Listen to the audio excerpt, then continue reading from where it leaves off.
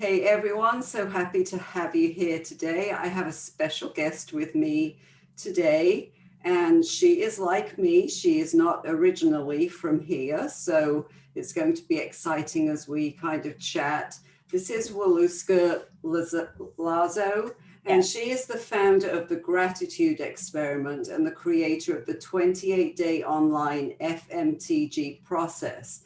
She is passionate, expressive, and she's a serial entrepreneur, a divorced mother of two. So she was actually born in Nicaragua, and Waleuska immigrated to Canada with her family as a teen. She earned a Bachelor's of Arts degree and a master's degree in criminal justice from the University of Toronto. And she currently splits her time between homes in my neck of the woods, Hollywood, Florida in the US, and then Toronto, Ontario in Canada. So in 1995, Waleuska co-founded, am I pronouncing this right, Embanet? Embanet, a pioneering e-learning provider of higher education solutions and services. She sold the company to Pearson in 2007. So in 2009, she co-founded the Magnum Opus Development Group, a real estate firm that builds homes for discerning home buyers. And then in 2011, Waleuska founded DreamCatcher Print, a book publishing venture through which she's published a series of books about real life heroes for a young reader and books on personal transformation for adult readers. So her work includes The Gift of Bravery, the story of Eli Cohen, Confessions from a Mum to Her Child, and her memoir, The Best Worst Thing That Happened to Me, which she published in 2018. So she attributes her success to leading a life focused on service. So welcome to our podcast, Waleuska. Thank you so much, Lynn. So excited to be here. Thank you. So you have a really interesting story. So kind of like me, you were an implant here, which is a little bit different. People think that it's, well, I think back then the thought was that it was an easy transition. I don't know about for you, but it was really a difficult transition for me. Leaving your home and coming to a new country is definitely a little different, but you certainly found your niche since you've been here. So tell us a little about your story. Thank you. So as you mentioned, I am originally from Nicaragua, and we came to Canada really escaping the communist regime. And that was in 1987. And why Canada is because at that time, Canada was the only country in the world that had an open door policy for political asylums, from Nicaragua. And it was very difficult. I was about 17 when I came, and my brothers were very little. And we came to a new land with no one. We didn't know anyone, no money, because we escaped. We couldn't sell property. We couldn't bring money, nothing at all. What we had was, our suitcase pretty much. And when we land in this strange country, we don't speak the language. So you can imagine how difficult it was. And I came from a background half split. My mother's side, they were Jewish, my father's side, Catholic. And in Nicaragua, if you want to go to the best schools, you have to go to Catholic school. So I had kind of, both groundings with me. And when I came here, we were used to having servants and cars and money, and we didn't have anything. And, we had to start from scratch. And it very quickly, when you enter a situation like that, it really will test what you're made of. Because unfortunately, my dad, who was a brilliant cardiologist, couldn't hack it. Like he just decided to go into his depression and did nothing with his life. On the other hand, even though I was young and my mother, the two of us had to support the home, but it goes to the testament of what the person is made of. In those moments is when you really realize how resilient and how strong you can be. And living out of food stamps, wearing clothing from secondhand places, working 15-hour days at a factory because we were illegally working, under the table, and, trying to pay the rent. And so little by little, I put myself through university, but I always had an innate belief, at an attitude of high expectancy. I knew that I was going to achieve greatness. I didn't know how, but I knew that I was going to have a purpose in the world. And so I went through university, got my master's, and founded my first company, Embanet, which is still in operations, an e-learning company. And that was beautiful because what it did is it helped students from all over the world, higher education. Like, so if you were a full-time worker and you were a single mom, you would have never had the opportunity to go back to school and upgrade your skills because you couldn't leave your job. And that's what Embanet did. It made it possible for people to have their full-time jobs and still go to school online. And this is what a time where people will look at us weird and say, why would we need a computer to study? This is back in 1995. Like, we literally had to go to universities and talk to the deans and professors, and they thought we were crazy. Like the internet was just starting to take, the World Wide Web. What was that? Like all we hear is that something that relates to spider webs. Like, it's not like it was today. But it's just, a lot of belief, a lot of love, always trying to be of service. My ex-husband and I, we had this passion, this dream that we were going to bring higher education to people who could otherwise have no access to it. And that's what we did for 13 years. And then we sold it and then started doing construction. And we don't really love it, but, we do it. It pays the bills, so it's nice. And then I got to a point in my life, Lynn, where I got disconnected from everything that I knew, from my spirituality, from my higher self, from my soul. And I became selfish and always looking for everything that I thought I didn't have and that I needed to be happy. And I became oblivious to my blessings. How that process got there, I don't even know. All I can tell you is that after we sold the business, I felt that I had no purpose. Even though we had money, and this is beautiful because it goes to show you that money doesn't buy happiness. We had all the money in the world and I felt I had no purpose. I would wake up and not know where my life was heading. And so I started to question my own, I started to ask existential questions like, what is my role in this world? Am I just supposed to be a wife and a mom? And don't get me wrong, I love being a mom, but I had that longing that that my existence needed to be for something other than just being a mom and enjoying the wealth that we had created. And so I started to spiral down. I got a divorce because I blamed my ex-husband for my own happiness. And when he failed at that insurmountable task, I left him. I went searching for the pot of gold with other people and dating. And I got into a relationship that was extremely toxic. It really destroyed me.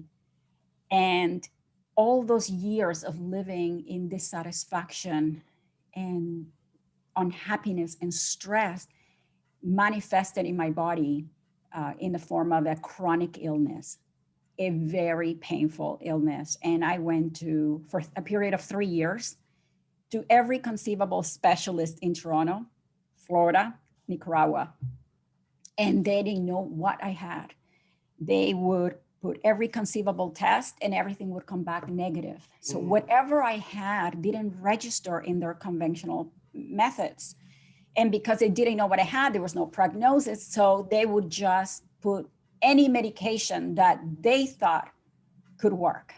It was like shooting darts in the dark and see what would stick. And I was put on all kinds of steroids that had severe impacts on my health, my weight, my spirit, my mood. I became someone that I couldn't even recognize. And when I finally hit my version of rock bottom, I was lying on a bathroom floor in a fetal position, crying. And literally, I felt that my soul disconnected, that it broke. It was like it was hooked onto something and suddenly unhooked and it was broken. I felt so broken. And in that moment, I heard a voice. And it was the most powerful moment of my life. You could call it the dark night of the soul. And I chose to hear that voice. You know, we all get a call in our lives, and it's up to us whether we choose to answer the call or not. And for some reason, call it divine timing, maybe it was my time, and I chose to answer that call. And I remember that what flashed before my eyes was the image of my two girls. And I thought, what am I teaching these girls? You know, at that time they were younger, you know, now they're 18 and 13.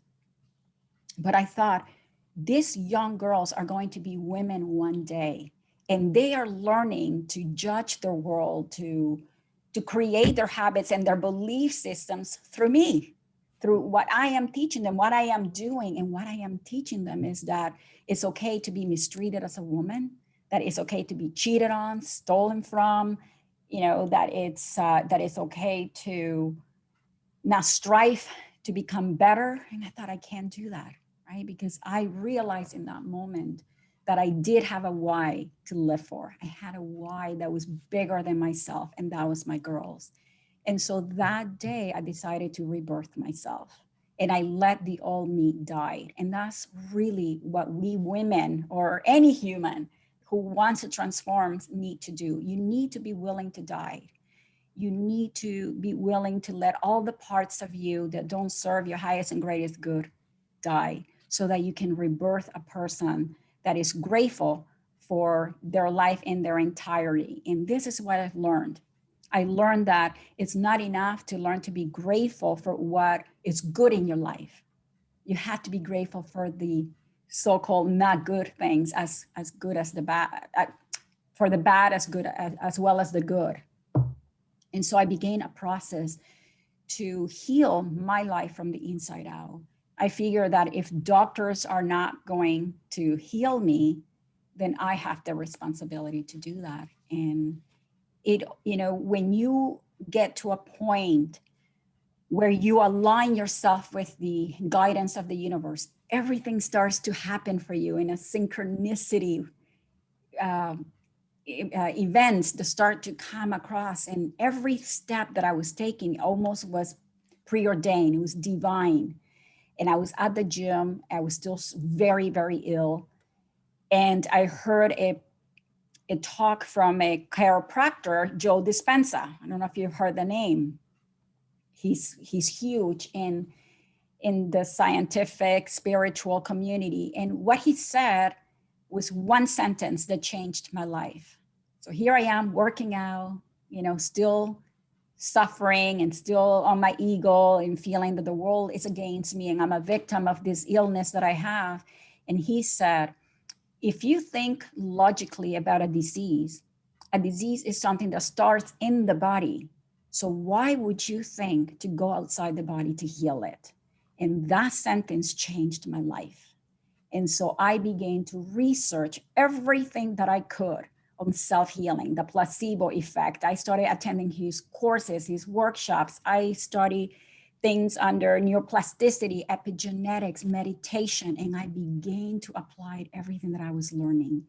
And the beautiful thing is that as I was doing it, I didn't know it then, that I was developing a process, a powerful but very simple process of transforming your life that I now call FMTG, 5 minutes to gratefulness. And you see, they say that sometimes painful events prepare ordinary people for extraordinary destinies. And I honestly feel that I was no exception to that, because from my pain, you know, I gave birth to this process that also aligned with my soul's purpose. You know, that question that I constantly had about what is my destiny? Why am I here? What's the reasons of my existence? This is the reason of my existence, so that I could take my pain and show other people that there is a way out of their darkness. Because if I could do it, so can you, and so can many. And that has become, Lynn, my primary purpose in life, to teach people a system that I learned for myself through gratitude. It's so much more than gratitude, but gratitude is the main ingredient, and it's backed by scientific data. Like I said, it may sound very simple, but built into the lectures, into the meditations, in the habits you have to create, it's a lot of epigenetics, it's a lot of neuroplasticity, hardwiring, new habits into your mind, overcoming limiting beliefs. And so that has taken me to where I am today, being a gratitude coach and teaching people all over the world how they can take their painful life or their illness and change them by going within, because that is where the true power is. And to talk to mothers and parents that we have to be very careful how we lead our life, because our children are not going to do what we say, they will always do what we do, right? So we have to break the cycle, and it starts with us. So if we want to create a new generation that is going to be grateful, then we have to be grateful. If you want to create people that are, young children that are resilient, then you have to show resilience. And for a long time, I thought, Lynn, that I had to be perfect. And I thought that perfectionism was a great asset. All through my years, even as successful as I am or was with my businesses, that was the foundation, that I had to be perfect. Everything had to be done to the maximum. And now I understand that perfectionism is a limiting belief, because behind that perfectionism is that fear underneath that we feel that we're not good enough, right? That if we don't do it just perfect, just right, we're not going to be recognized, that we're not going to be liked and accepted and loved. And that's so untrue. And so for 2021, one of my intentions is to let go of that perfectionism, because I still possess it in everything that I do. And this podcast is the first act of not using perfectionism at all, because as I mentioned to you offline, whenever someone asks me to be on a podcast, what I do is I will try to anticipate the topic, and I will write it all out, and I try to memorize everything. And then as I am being interviewed, I'm stressing because I'm trying to, cover all the points. And today I said, no, I don't care how I come across. If I stumble on my words because English isn't my first language, that's okay, because that's who I am. And I have to love all of myself. And so I didn't prepare anything. So here's my first role for not being a perfectionist. And that's so hard for us, as I think women especially, because I think that we're always striving, because we feel that we have to be better than men to be recognized. And because I struggle with perfectionism as well. But the funny thing about perfectionism, it's not always in every area of your life. So there are certain areas where I strive to be perfect, but when you think of it from a spiritual perspective, nobody's perfect, nobody's ever going to be perfect. So it's not that we lower our expectations, but it's like a dose of reality that I am who I am, which is basically what you're saying. So what are some of the things that you are going to strive toward this year? Okay, recognizing this is your first podcast where you've actually said it out loud to people. So how are some of the ways that we can let go of perfectionism? It's just everything. It's being more self-loving. Like, you have to love yourself and more forgiving. Like if my goal today was to do 3 or 4 things and I didn't get to all of them, that's okay, because at the end of the day, in the scheme of life, none of that matters. And I would mutilate myself, if I didn't get something done in the day. I would struggle with it. I would say, oh my God, like, you're just you're not focusing enough, you're not doing enough, you're not good enough, like all those crazy enough things that we say to ourselves. And what I didn't realize is that I was adding a lot of stress to my life. And whenever you get stressed, your stress response turns on. And now I'm signaling to my genes to create proteins that are going to match that level of stress that I have. So I was, you poison your own body. And I definitely don't want to be sick again, right? Because one of the things that I didn't cover is that when I began to, live a different life and behave different and have different thoughts and different emotions, in a matter of 3 months, I hadn't even thought about the illness. I was not even aware that the illness was still there. And it was not until those 3 months had passed that I realized, oh my gosh, I have not complained of pain. And I have been pain-free ever since. And doctors cannot explain it.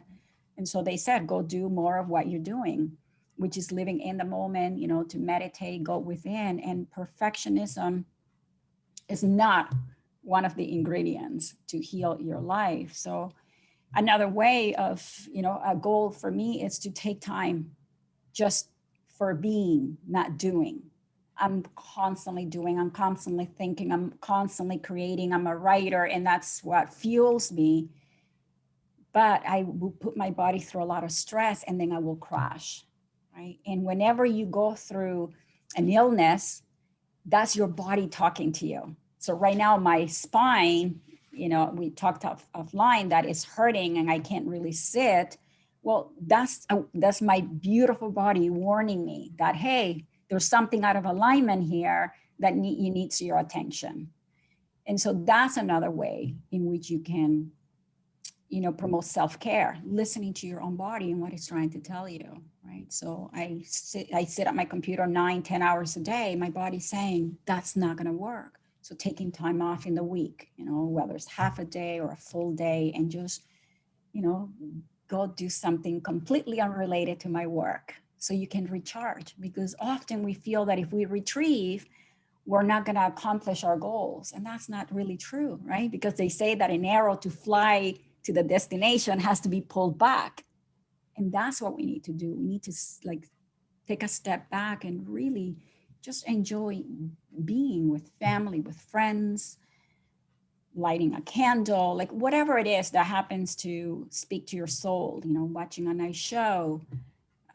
But we can't always think that doing it's the solution. Sometimes we just need to be. That's what we're called, human beings, not human doings.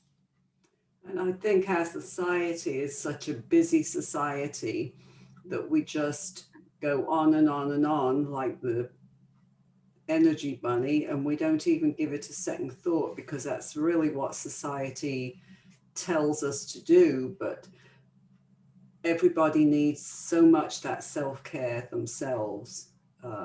It's just such an important part. And people, I think self-care is a huge, big thing, but really what you're saying is it can be small things, just things for you to take care of you, to replenish your body and your mind, your spirit. Yes, even just to remember to drink more water, which I'm notorious for not doing. And we know that our bodies are more than half water. So, little things like that. And what my goal is just to model for my daughters that as women, we could lead full, happy lives and still have time for ourselves. Because the more you take care of yourself, the more you're going to have for other people. Right? If I'm constantly exhausted, I'm not going to be able to be there for them.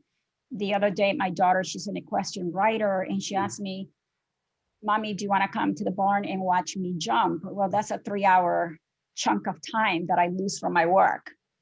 And the old me, it was wired in me to think, oh my God, that's 3 hours. You could have done your PowerPoint presentation by then. And then, then I had to take a step back and say, in the scheme of life, if I knew that today was my last day to live, how would I spend it? Going to the barn to see my daughter and enjoy the beautiful ride and talk, or be sitting on my computer doing a PowerPoint presentation? right? When you always ask the right questions, that becomes very powerful in your life. Because a lot of the result of the life we live is also based on the choices we make, but also the questions that we ask. And so I always tell my students to live with an attitude that today is your last day. If you can live with that attitude, you're going to treat your day completely different than if you knew you could live forever, right? So I'm constantly living today as if it was my last day. And what does that mean? Does that mean that I'm attracting energetically that I want to die? Absolutely not. I'm a strong believer that connecting to your mortality makes life possible, because it makes you more appreciative, more mindful, to realize that every day is precious. Every day is a privilege. So in my day, my perfect day is where I got to wake up and do my meditation. I got to do my heart brain coherence, where I get to spend time with my kids and really listen and really be there for them. And then talk to my students and get them inspired to change their lives. That's my perfect day. And if I can do that every day, I could die at any moment, because I lived each day to the fullest. And I think that's a very important message to give, rather than just always thinking that we have to produce something. Why? Who says that? No, none of that is going to matter. What's going to matter is the relationships that you have. And COVID was a huge force that made me realize that, because I was in Israel when it hit, and I literally made it back. Like, I got back on the 15th, and that's when they call a state of alert in the world. And we had to quarantine for 15 days and we couldn't live. And I realized then that how little we actually needed to be happy. We were together. My kids were here. My ex-husband was here because he also had to quarantine, and his wife is a doctor, so he couldn't go home. So he was here. And yeah, like, it made me realize that all the money doesn't matter. All the travel and going all over the world, it's nice, but it's not necessary. What really matters is that you're healthy, that you have family, that you have someone to love, that you have some hope for the future. Dreams are very important. It's not any of the material things. It's not how much hours you can put on. It's just family, love, gratitude, appreciation for what you have, rather than for what we think we don't have. So if you were giving people one tip on how they can maybe start their day off right, or how they go through their day with that right attitude, what would be your greatest tip for them? So, one of the first things that I teach people is, before you leave your bed in the morning, as soon as your eyes open, before your feet hit the ground, put a hand on your heart, because your energy goes where your awareness is. So when you put your hand on your heart, that's where your attention goes. And just spend 5 minutes in concentrated gratitude for everything that you have in your life. And at the beginning, it may be difficult. 5 minutes may feel like an enormity of time. But if you can get into that habit of feeling, love, appreciation for something or someone in your life before you get out of bed, the cumulative effect of that is going to change your life. Because physiologically, what happens is that your body, when you have a thought, you create an emotion. That emotion creates an experience, and it loops back. It tells your brain to create more chemicals that will support the very thoughts and the very emotions that you're having. So by eliciting in your body a feeling of love, gratitude, compassion, appreciation, whatever that is for you, that is positive, now you're setting up your biology for success. Right? You're releasing beautiful chemicals in your body that are going to help you heal, regenerate your system, rather than waking up in the morning, reaching for the phone and start to go through our emails and then thinking about what we didn't like the day before, the things that we need to do. That's very stressful. And we don't realize how quickly our stress response will turn on because it's unconscious, right? So that is the biggest tip. If you could learn to feed your body gratitude as the first order of the day, and you do this day in, day out, it's going to change your life. And FMTG is based on 5 minutes, right? And it's not the 5 minutes is going to change your life. It's the cumulative effect of those 5 minutes, day in, day out. And the beautiful side effect is that you attract more of the same that you feel. So if you're waking up and you're feeling great and you're in touch with life and grateful for everything that you have, you're going to go out there into your day and you're going to feel happier. You're going to go to work, and things that would stress you otherwise may slide, right? Because you are pure energy and you attract what vibrates at your frequency. And if your frequency is changing and you're all of a sudden, thinking life and being grateful for being alive and waking up and having eyesight that lets you see the sunrise, wow, rather than thinking, I'm gonna be stuck in traffic. It's gonna be a horrible day. It's too cold outside. It's snowing. Oh, I gotta do this. I gotta do that. All those stresses, right? It will poison your body little by little. And that's what happens. People developed all kinds of chronic illnesses that it's all a side effect of stress, because we are a stress society. Yeah. That would be my biggest thing. Start your day by feeding your body gratitude in the morning. That's awesome.